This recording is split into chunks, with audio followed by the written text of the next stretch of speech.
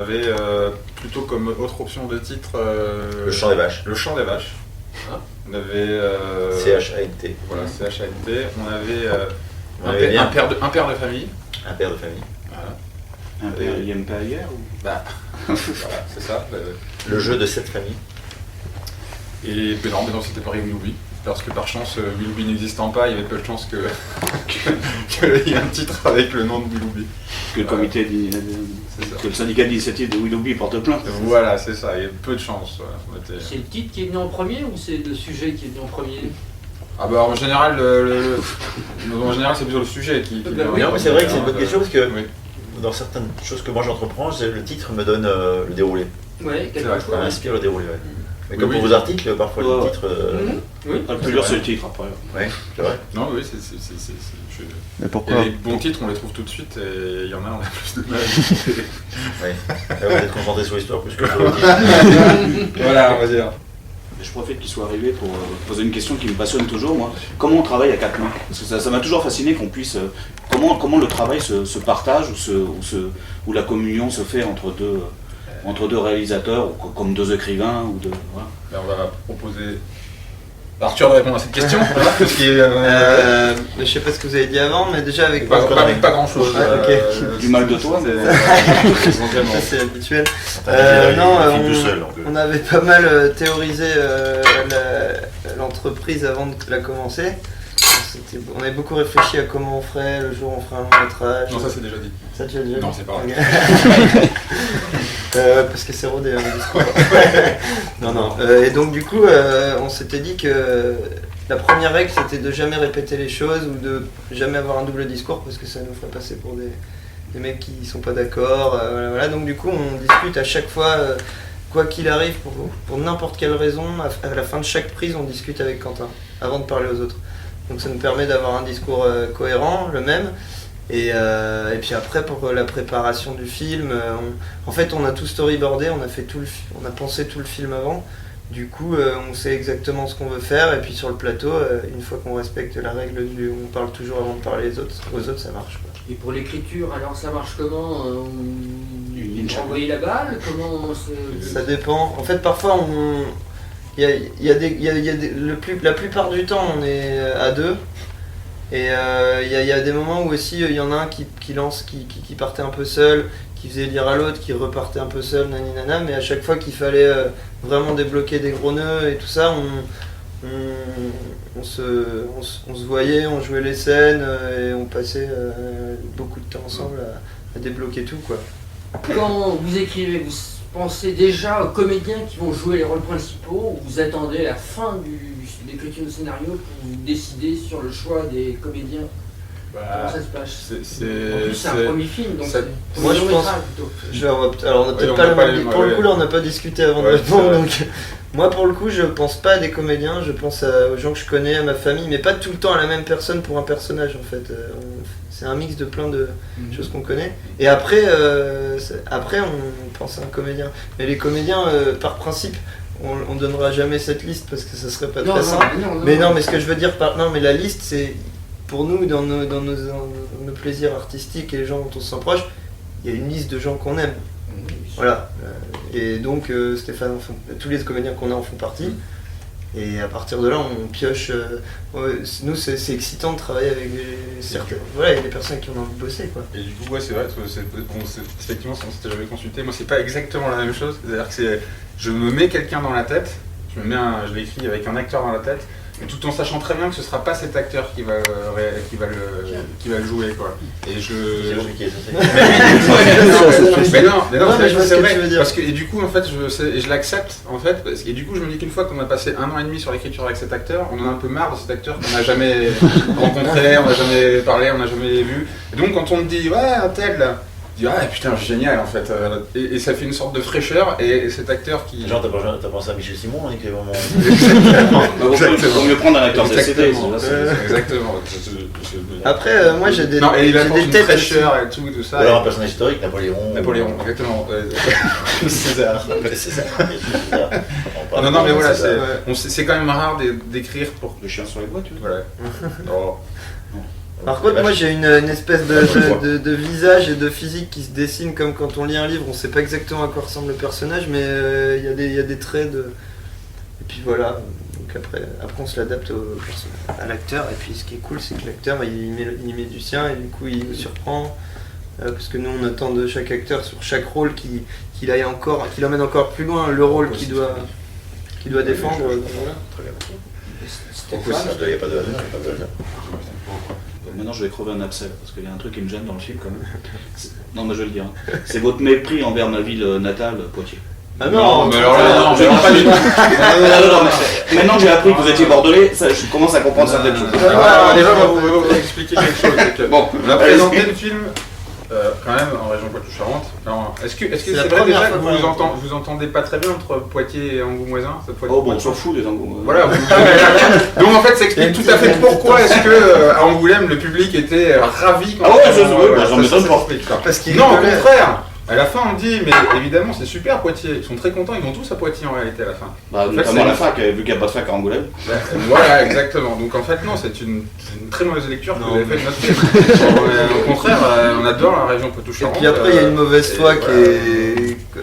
Claire, après lui dit, de toute façon, il y a autant de pollution en province qu'après, c'est juste qu'elle, elle a pas envie de bouger de son petit cocon. Et puis après, on a choisi cette ville parce qu'elle était sur le chemin.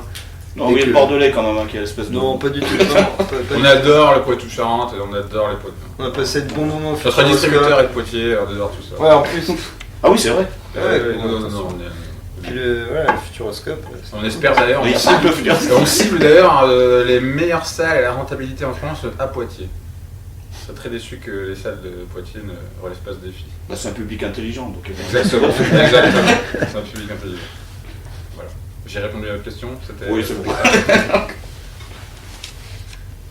Isabelle Carré, t'es arrivé à quel moment? Très vite aussi Non. Non. Ah, c'est Encore moins rapide. Ah, Ça a été la première dans l'aventure.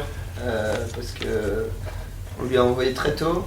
À un moment où on pensait Trop tôt, parce que du coup, elle fait pas la promo. Oui. Mais, allez, Non, elle a dit oui, elle nous a répondu 2 jours après, comme Stéphane, très rapide. C'est agréable les comédiens qui répondent vite. Et Il y en a certains qui, pour donner un genre, ne répondent pas tout de suite. Ou ne répondent pas. C'est Ou possible. ne répondent pas du tout. Non, S'occuper. Non, mais c'est clair. Ne lisent jamais, C'est pas de croire. ne répondent jamais, lisent, ne répondent pas.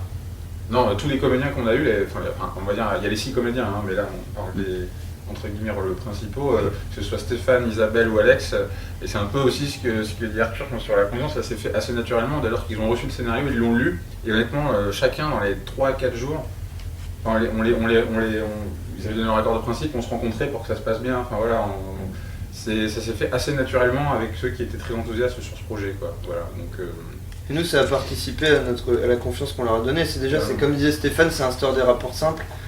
Parce que on fait pas semblant de trucs. Parce que nous aussi, on sait que c'est comme quand on prend son agenda. Parfois, quelqu'un nous appelle et me dit j'ai rendez-vous demain à 15h. Tu fais ouais, je vais prendre mon agenda pour vérifier si je peux. Alors tu sais très bien si tu peux. Donc, ça sert à rien d'attendre de moi pour te dire que le scénar te plaît ou pas.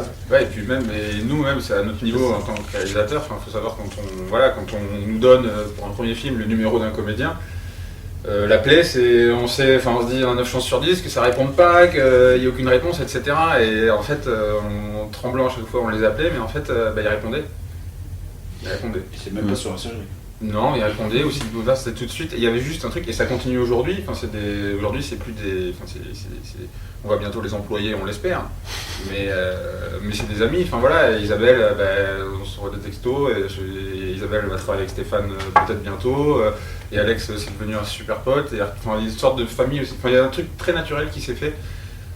Et même avec les producteurs, voilà, on a passé un week-end à Bordeaux, on était tous ensemble, avec le distributeur, et c'était pas du tout un film, quoi, c'était une sorte de bonne ambiance, et vraiment ces rencontres qu'on a fait, que des personnes qui avaient envie de faire la même chose, une belle histoire, une belle aventure, et ça s'est senti dès le début, dès le choix, et dès la première rencontre des comédiens.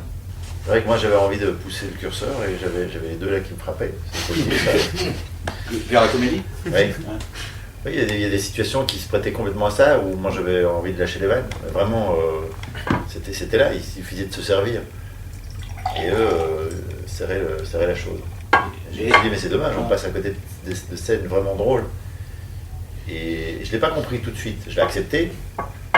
mais il y a le bien du film, de l'histoire générale, du ton.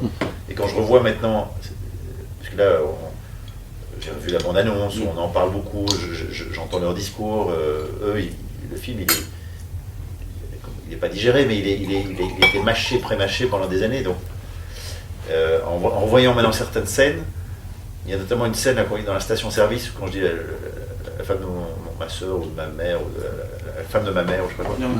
Il y avait plusieurs prises, d'autres qui étaient plus comédie. Et puis ils ont pris une prise, j'ai l'impression, plus neutre, c'est juste dans le propos, et pas dans l'attitude. Et où l'attitude aurait été plus drôle, entre guillemets. Mais là, c'est un mec qui est plus basique, en fait, c'est sans savoir, en fait, qui... Ça veut dire que tu n'as pas déjà le syndrome de l'acteur comique qui dit « je peux être sérieux », non? Parce qu'il y a cette espèce de truc, tous ces acteurs comiques qui disent je peux jouer plus sérieux et tout ça, quoi. Non, c'est pas du tout comme ça qu'on a... Enfin, non, parce qu'il y a plusieurs choses, c'est-à-dire que c'est vrai que moi j'aime faire marrer les gens, plus que les faire pleurer, ça, voilà, on est tous comme ça. Et si c'est quelque chose qu'on a en nous, mais c'est plus facile que de faire pleurer. Enfin, c'est pas tant pleurer, mais c'est pas... Provoquer des émotions. On dit toujours que c'est plus difficile de faire rire, c'est plus difficile pour ceux qui n'ont pas la vista. Donc si on l'a, j'entends pas moi ce discours. Après, c'est vrai que quand on a cette faculté à trouver un rythme qui a tendance à faire rire, si on a cette oreille, c'est une oreille spécifique, ben on est plus sensible et plus aguerri pour verser dans l'émotion et pour verser dans le drame. Moi, c'est dans ce sens-là que moi je vois les choses. Non, tu sais bien qu'il y a une espèce de légion d'honneur depuis Coluche, Bourvil, tout ça, qui se dit au bout d'un moment il faut que j'ai mon rôle tragique. Oui, mais la légion d'honneur, on la reçoit quand on entend les gens se marrer, pour moi. Donc c'est là, elle se passe là, la légion d'honneur.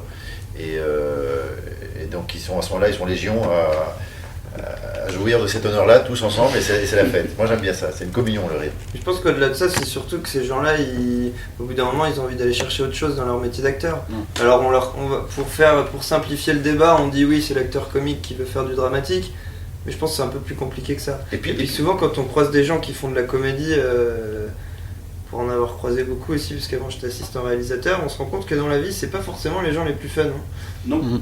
C'est juste, parfois, très souvent, c'est des gens, vraiment des clowns tristes. Alors, et du coup, ils ont une ultra sensibilité qui fait que dès qu'ils parlent d'un truc, c'est drôle. Mais ce qui est assez étonnant, c'est qu'en fait, en les côtoyant dans la vie, Stéphane, c'est pas du tout ce qu'elle a pour le coup. Mais en les côtoyant dans la vie, on se rend compte qu'en fait, il y a assez peu de second degré dans ce qu'on perçoit comme du second degré. Et puis il y a différents types forcément il y a différents registres de comédie. Et moi, si je prends quelqu'un comme Peter Sellers, c'est pas pour une caricature, je ne vais même pas donner de nom parce que je pourrais. Mais on ressent un ressort tragique terrible chez Peter Sellers. Et puis il amène la comédie à travers ça. Moi, c'est ça qui me plaît. Les deux sont liés en fait, et on le sent. Voilà. Et donc le côté légion d'honneur de l'acteur dramatique, quelqu'un comme Peter Sellers, il l'a de facto. Il n'a pas besoin d'aller jouer. On le sait qu'il peut faire quelque chose de brillant en termes de drame, mais il l'a fait avec Bienvenue Mr. Chance, voilà, qui est juste sublime. Mais je pense pas. Enfin moi, en tout cas, j'ai pas l'impression, j'ai pas été très surpris qu'il puisse faire ça. Pareil pour Jerry Lewis, pour d'autres, pour Miss Doubtfire, le comédien.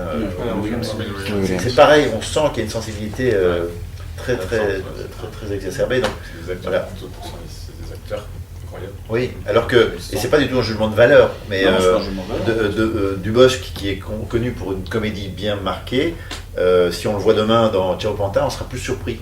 Je trouve qu'il y a un écart plus important. Mais je pense qu'aussi, vraiment, il faut aussi... je vais parler d'aucun film et tout, parce que je parle pas du coup de Franck Dubosc. Je pense vraiment que ça dépend aussi du choix, parce que parfois, il a une envie, mais il n'y est pas encore parvenu. Il faut qu'il y ait le bon scénario, le bon réalisateur, qui trouve exactement le bon angle pour que ça marche, pour que les gens... Parce que les gens comme ça aussi, comme Dubosc, qui sont vraiment vachement regardés et tout, il est tellement connu, les gens, avant de pouvoir les faire imaginer autre chose, il faut vraiment avoir la très très très très bonne idée. Il faut que le film soit réussi, il faut tout réussir pour le coup. Moi j'ai fait des films avec Franck Dubosc et dans la rue, c'est ça en ce moment, non? Alex pas- Lutz. Ah ouais, parce que Il est quand moins il fait connu, son film, il fait non, aussi ouais. une comédie plutôt. Son propre film, il a fait une comédie plutôt. Pas de délire absolu, mais un peu Ouais. comme la vôtre. Et là, il y a une profondeur. Son personnage a une profondeur qui est. Oui, mais Il l'est naturellement. Il est naturellement. Il est naturellement, mais après il est quand même beaucoup moins identifié en termes de comédie aujourd'hui. D'ailleurs, son film, on a un peu la preuve, il est moins fort aujourd'hui. C'est pas quelqu'un qu'on attend forcément à très grande comédie. On l'a Ouais. vu, il est polymorphe, on l'a vu en tant que femme, on l'a vu en tant que ci, on l'a vu en tant que. Et dans notre film, il est à notre nature. C'est un acteur différent qui va piocher dans son spectacle des informations. Des gens comme Franck Dubosc ou des grands acteurs comiques très identifiés, etc. C'est quelque chose de vraiment différent, effectivement. Oui, non, c'est pardon, excuse-moi, non, c'est parce que pour rebondir aussi, c'est quand on a des gens comme.